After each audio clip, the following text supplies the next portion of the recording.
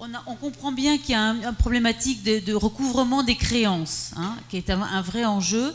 Et alors, on s'est posé la question, puisque l'Union européenne négocie notamment avec les États-Unis, là, en ce moment, un magnifique traité, je ne sais plus comment il faut l'appeler, que la France apprécie TTIP, beaucoup. Bref, le traité transatlantique. Et alors, évidemment, on s'est tout de suite posé la question, mais y a-t-il dans ce traité une clause qui permettrait aux États membres de l'Union d'aller collecter les créances de TVA des opérateurs situés de l'autre côté de l'Atlantique, qui auraient été identifiés clairement et qui auraient des créances de TVA d'un certain montant.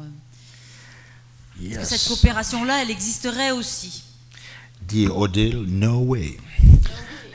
Non, alors le grand problème avec les États-Unis, c'est qu'en général, dans ces accords internationaux, ils ne veulent pas discuter de fiscalité.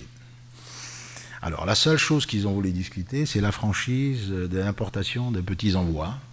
Donc ils ont proposé à la Commission européenne, parce qu'ils l'appliquent au niveau des États-Unis, une franchise d'importation de $800. Alors on a dit $800 dans l'Union européenne, il n'y a plus personne qui achète dans l'Union, donc c'est la raison pour laquelle nous avons dit qu'il n'en était pas question. Par contre, nous avons eu certaines discussions s'agissant du guichet unique. Parce que le guichet unique, en fait, le gros problème que nous avons un guichet unique, pour les opérateurs pays tiers, je veux dire, nous avons le guichet unique dans l'Union européenne. Supposons un opérateur américain qui souhaite vendre à un consommateur dans l'Union européenne doit s'inscrire dans ce guichet unique dans l'Union européenne, quel que soit le pays. Et là, s'il n'a pas envie, il n'a pas envie. Et là, nous avions dit aux Américains, mais on pourrait imaginer d'avoir le guichet unique aux États-Unis. Et ce seraient les Américains qui collecteraient la TVA pour le compte de l'Union européenne.